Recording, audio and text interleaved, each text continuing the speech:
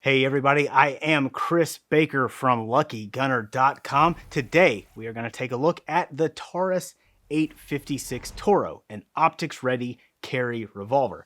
The 856 series has been around for a few years. They are small frame 6-shot revolvers chambered for 38 Special Plus P. It's roughly the same size as a Ruger SP-101, but with an extra round in the cylinder.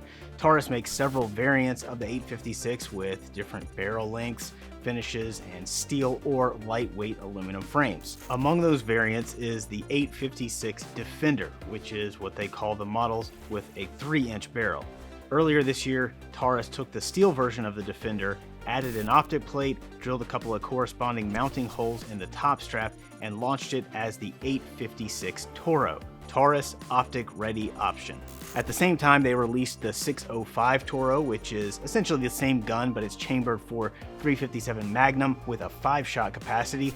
These are the very first small frame revolvers to come optics ready from the factory. You guys know that I don't review every new gun that comes along, usually no more than 2 or 3 per year, but this one caught my attention and Taurus generously obliged my request to borrow a review sample. A couple of years ago, I probably would have ignored the 856 Toro because, well, it's a Taurus. I talked about this a little bit when I reviewed the Taurus TX22 competition last year. Taurus has developed a questionable reputation, and my personal experience has only confirmed that reputation. But there have been some changes at Taurus. They're under new leadership. They've invested heavily in new equipment and personnel. They have new processes and standards for pretty much everything from the product design phase through to quality control. That all sounds like the kind of thing we would want to hear. Of course, this single revolver can't tell us whether Taurus has truly made a 180, but I'll share my impressions so far and whether it looks like a step in the right direction. Then after that, I'm going to dive into this crazy idea of sticking an optic on a carry revolver. Without the optic mount, the 856 Toro is a very basic, affordable 3-inch small frame 38. Not that there's anything wrong with that. There is definitely a place for simple and affordable, especially when so much of the revolver market is focused on overpriced, flashy nostalgia. But history has shown us that it is deceptively difficult to produce a revolver that is both affordable and reliable. Sacrifices have to be made somewhere. For example, the matte black finish on the 856 Toro is somewhat delicate. It's got a couple of sharp edges and corners that you would not find on a more expensive model. And the trigger is just okay. It's similar to a Smith J-frame trigger. It improves a lot with dry practice, and it's good enough, but it's still on the heavy side. And speaking of heavy, this is not a lightweight gun. Unloaded with no optic, it weighs 23.8 ounces. The optic plate, and the ammo add just over 4 ounces for a total of 28.2 loaded. That's comparable to an SP-101 or a Kimber K6S. So it's not as convenient to carry as like an airweight J-frame or an LCR, but it is a lot more comfortable to shoot. There are a few well thought out features here that you don't always find on small frame revolvers. It's got a full length ejector rod. Most companies just use the same stumpy ejector rod from their 2-inch models. The hammer spur is short with nicely rounded corners. Now I personally prefer no hammer spur at all, but if you're going to have one, this is the way to do it for a carry revolver.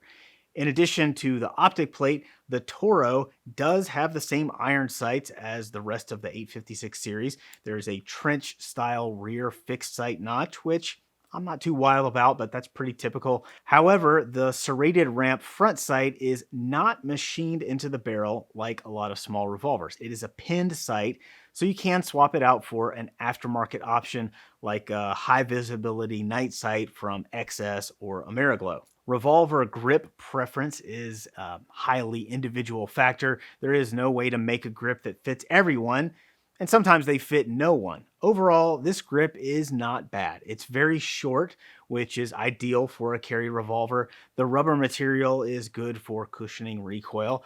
I would prefer it to be a little thicker from front to back. It doesn't fill my hand quite as well as I would like, but I say that about most revolver grips. I have tried a few of the aftermarket options, of which there are a plethora.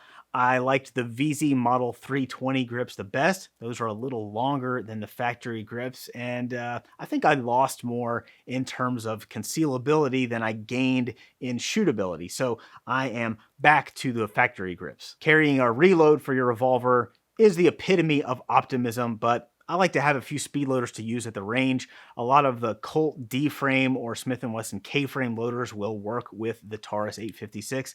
As always, you've got the twisty knob style loaders from HKS, Packmayer, and 5-Star.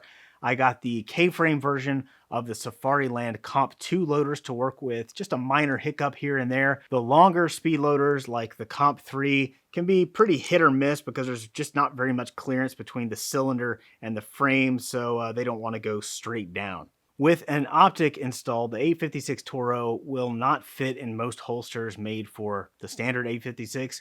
You can try a DIY solution and attempt to make your own optic cut, or you can get a holster that is specifically designed around the optic. There are options on the way from a couple of my favorite holster makers. This is a pre-production sample of the Apollo holster from Dark Star Gear. It fits the gun with or without an optic installed. Filster Holsters also has one that should be released any day now. Okay, so how about reliability? Does this gun actually work? Well, I've got about 800 rounds through this one with no complaints so far. Just like any revolver, it is maintenance sensitive. The action starts to feel a little sluggish if I don't brush out under the extractor star after every couple of hundred rounds or so. The only real failures I've experienced were a couple of light primer strikes when I tried to lighten the trigger with a reduced power hammer spring from Galloway Precision. I can hardly fault the gun for that. By the way, I also tried a hammer spring from Wolf that's heavier than the Galloway but lighter than the original, and it works just fine. Overall, this has been a much better experience than I would have expected from a Taurus a couple of years ago. And honestly, it's worked better than a lot of revolvers from other big name companies that I have tried in recent years. I'm not saying the Taurus is just as good as fill in the blank with your favorite revolver brand. I do think they are worth a second look. So that brings us to the other elephant in the room, the optic. Optics on revolvers are weird. It's an awkward combination of old and new that seems to make a lot of people uncomfortable. But here at Lucky Gunner, we like to embrace the awkwardness. So let's dig in. The optic plate here attaches to the top strap with a couple of screws. It's pretty easy to remove if you prefer to use the iron sights. It's compatible with the Holosun K and the Shield RMS-C footprint. I've been using it with a Holosun HS507K. Hunters and competition shooters have been mounting optics on revolvers for years. There are plenty of aftermarket optic plates for medium and large frame revolvers.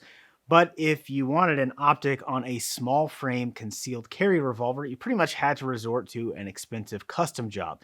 That is what makes the 856 Toro such a unique option.